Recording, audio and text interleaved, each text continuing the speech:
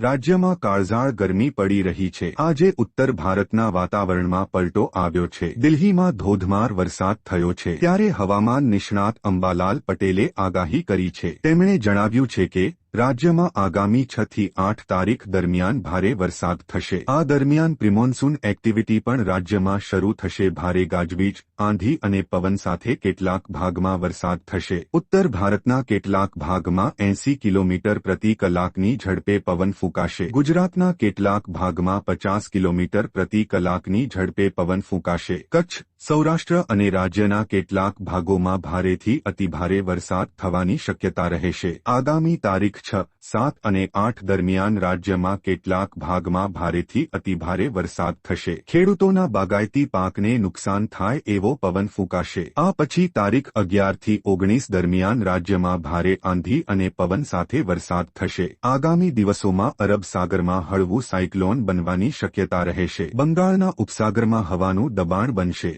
તારીખ 12 થી 14 દરમિયાન અંદમાન નિકોબાર ટાપુમાં ચોમાસાની ગતિવિધિ શરૂ થશે। પરેશ ગોસ્વામીની આગાહી મુજબ તાપમાનમાં મોટી રાહત મળે તેવી શક્યતાઓ છે। અત્યારે તાપમાન 41 થી 44 ડિગ્રીની રેન્જમાં ચાલી રહ્યું છે। તે તાપમાન ઘટી અને 40 ડિગ્રી કરતાં પણ નીચે આવે તેવી સંભાવનાઓ દેખાઈ રહી છે। અંબાલાલે સૌરાષ્ટ્રના કેટલાક વિસ્તારોમાં વરસાદ પડવાની આગાહી કરી છે। સૌરાષ્ટ્રના કેટલાક વિસ્તારોમાં તેમણે 11 મે થી 20 મે દરમિયાન વરસાદની આગાહી કરી છે। તેમણે કહ્યું કે 25 મે થી 4 જૂન વચ્ચે અરબી સમુદ્રમાં હલચલ જોવા મળશે।